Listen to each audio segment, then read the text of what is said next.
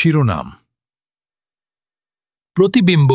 বেলমায়ার গ্রামবাসীরা সবসময় চাপা গলায় কথা বলে অ্যাশক্রফট হাউস নিয়ে। গ্রামের শেষ প্রান্তে এক মৃতপ্রায় অরণ্যের পাশে দাঁড়িয়ে থাকা ভাঙাচোরা প্রাসাদটি কয়েক দশক ধরে ফাঁকা পড়ে আছে। জানালাগুলো ভাঙা, ছাদের একাংশ ভেঙে পড়েছে, আর প্রাচীর বেয়ে উঠে গেছে কাঁটাওয়ালা লতা, যেন কারো কঙ্কালের আঙুল। লোকমুখে বলে ওখানে একটা আয়না আছে, যে আয়নায় আপনি আপনার ভবিষ্যৎ দেখতে পারেন। তবে প্রশ্নটা সঠিক করতে হবে। কিন্তু সঠিক প্রশ্নের উত্তরটা সবসময় ভুল হয়। অক্টোবরের এক স্যাঁতস্যাঁত বিকেলে মারার আগমন ঘটল বেলমায়ারে। বিশ্ববিদ্যালয়ের শেষ বর্ষের ছাত্রী সে, লোককথা আর গ্রামীণ কুসংস্কার নিয়ে গবেষণা করছে। তার অধ্যাপক তাকে সাবধান করেছিলেন, ও বাড়ির ধার দিয়েও যাস না। এমনকি কুটির ভাড়া দেওয়া বৃদ্ধা মহিলাও বলেছিলেন, ওখানে কিছু আছে। মারা হেসেছিল। গল্পগুজব, বলেছিল সে। সপ্তাহখানেক পর এক বিকেলে সে পৌঁছল অ্যাশক্রফট হাউসে। সূর্য তখন ডুবে যাচ্ছিল, চারদিক সোনালি আলোয় ভেসে যাচ্ছে। বাড়িটার গেট ঠেলে ভেতরে ঢুকে পড়ল সে। ঘাস ভর্তি পথ ধরে হাঁটতে হাঁটতে তার মনে হল যেন সে কারো দৃষ্টির ভেতরে ঢুকে পড়ছে। ঘরের দরজা ঠেলতেই এক দীর্ঘ কর্কশ শব্দ হল। মারা তার টর্চলাইট জ্বালিয়ে ঘুরে বেড়াতে লাগল ধ্বংসপ্রাপ্ত ঘরের ভেতর।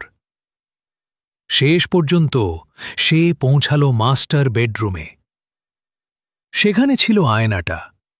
তা ছিল 7 ফুট লম্বা, রূপার মতো চকচকে এক ফ্রেমে বাঁধানো, যার গায়ে ছিল সাপ আর কাঁটার লতা আঁকা। পুরো ঘরটা ছিল অন্ধকার, কিন্তু আয়নাটা যেন নিজের আলোতেই জ্বলছিল। মারা আয়নার সামনে গিয়ে দাঁড়াল। তার প্রতিবিম্ব ফিরে তাকালো, কিন্তু কিছু একটা ঠিক মিলছে না। সে হাত নাড়াল, প্রতিবিম্বটা 1 সেকেন্ড পরে নাড়াল। হঠাৎ আয়নায় পেছনের এক কোণে একটা ছায়া নড়ল। সে তৎক্ষণাৎ পিছনে তাকাল, কিছু নেই। আয়নার দিকে ফিরে তাকাতেই ছায়াটা গায়েব। আলো ছায়ার খেলা, সে নিজেকেই বলল, কিন্তু গলার স্বর কাঁপছিল। সেই রাতেই সে আয়নার স্বপ্ন দেখল। সে দাঁড়িয়ে আছে আয়নার সামনে, এক প্রশ্ন করছে, যার কথা সে জাগ্রত অবস্থায় মনে করতে পারছে না। আয়নায় তার প্রতিবিম্ব একটা বিকৃত হাসি দিল, তারপর কাঁচের ভেতর থেকে হাত বের করে ধরল মারার হাত। কোনো ঠান্ডা, পিচ্ছিল, অদ্ভুত এক হাত। মারা আঁতকে উঠে জেগে উঠল, বুক ধরফর করছে। এরপর কয়েকদিন চলল অদ্ভুত ঘটনা প্রবাহ। আয়নাতে তার প্রতিবিম্ব অস্বাভাবিকভাবে দেরি করে নড়ছে। কখনো কখনো প্রতিবিম্বটা হাসছে, অথচ সে হাসছে না। কখনো নিজের মতো করে সরে যাচ্ছে। সে সব আয়না ঢেকে দিল কাপড় দিয়ে, কিন্তু স্বপ্ন থেকে মুক্তি পেল না। তৃতীয় রাত। ঘুম ভাঙল 3:03। তার কটেজে নিস্তব্ধতা, যেন চারদিক জমে গেছে। ঘরের কোণ থেকে কেউ নিঃশ্বাস ফেলছে, সেই শব্দ। বিছানা থেকে উঠে দাঁড়াতেই দেখে, যেটা সে কাপড় দিয়ে ঢেকে রেখেছিল, সেই আয়না এখন খোলা। কাপড়টা পড়ে আছে মেঝেতে, আর তার প্রতিবিম্ব দাঁড়িয়ে আছে, হাসছে। সেই রাতে সে দৌড়ে গেল গ্রামের গির্জায়। বুড়ো ফাদার হ্যারো দরজা খুলে তাকে দেখে ভেতরে নিয়ে গেলেন। তুমি আয়নায় তাকিয়েছে? জিজ্ঞাসা করলেন তিনি। মারা মাথা নাড়ল। আমি শুধু জানতাম না এটা এতটা ভয়ানক হবে। ফাদার চুপচাপ মোমবাতি জ্বালালেন, বললেন, এই আয়না, এটা শুধু প্রতিফলন নয়, এটা একটা পথ, একটা ফাঁদ। কেউ একজন ওর ভেতর আটকা পড়ে আছে, আর সে এখন তোমার জায়গাটা চায়। মারা কাঁপতে কাঁপতে ফিসফিস করল, তাহলে আমি কি করব? ওকে তোমার জায়গা নিতে দিও না, বললেন ফাদার। কখনো না।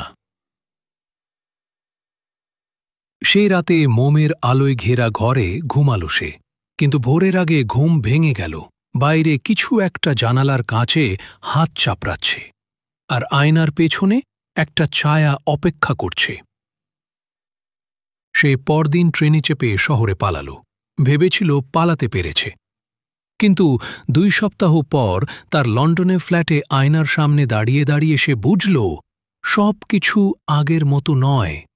তার প্রতিবিম্ব মাঝরাতে একা চলাফেরা করছে। ঘুমিয়ে থাকার সময়েও আয়নায় সে দাঁড়িয়ে, তাকে দেখে না তাকিয়ে। এক রাতে সে ক্যামেরা বসালো, রেকর্ড করল। পরদিন দেখে সে ঘুমিয়ে, কিন্তু আয়নার মধ্য থেকে তার প্রতিবিম্ব বেরিয়ে এসেছে। ঘরে ঘুরে বেরিয়েছে, সব কিছুর দিকে তাকিয়েছে।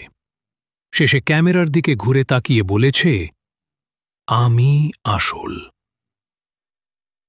মারা পালালো আবার, এইবার তার বোনের বাড়ি।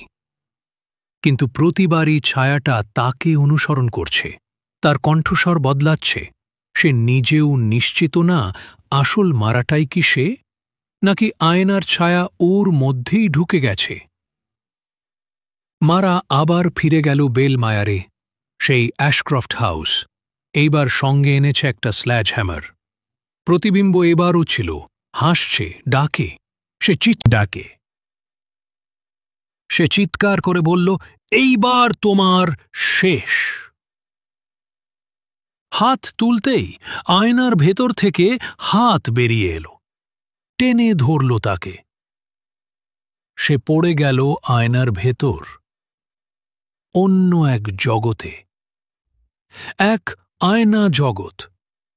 আলো নেই, কেবল ছায়া। আকাশ নীল নয়, কালো। সেখানে আরও মানুষ ট্র্যাপড, যারা কখনো ফিরে যেতে পারেনি। আর সেই সময় সে দেখল আয়নার ওপারে তার প্রতিবিম্ব হাঁটছে, তার জীবন নিয়ে।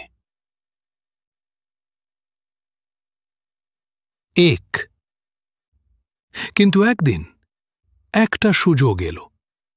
তার ছায়া যখন আবার আয়নার সামনে আসে ছবি তুলতে, সে তাকে টেনে ধরে, আয়নায় ফাটল ধরে। সে ঠেলে ঠেলে চিৎকার করে ফিরতে থাকে নিজের দেহে। একটা ফাটল, 2টা, 3টা। ক্র্যাশ! আয়না ভেঙে টুকরো টুকরো। মারা জ্ঞান ফিরে পায় অ্যাশক্রফট হাউসের ভেতর। ভাঙা আয়নার সামনে সে পড়ে আছে। সব কিছু বাস্তব, তার শরীর ফিরে এসেছে। সে হেসে উঠল, কিন্তু ঘরের এক কোণে থাকা আয়নার টুকরোগুলোয় সে একসাথে শত শত নিজেকে দেখল, এক একজন এক এক রকম। একজন কাঁদছে, একজন চিৎকার করছে, আর একজন সবচেয়ে ভয়ানক হাসছে, ফিস ফিস করে বলছে, খেলা এখনো শেষ হয়নি। আজকের মতো এখানেই।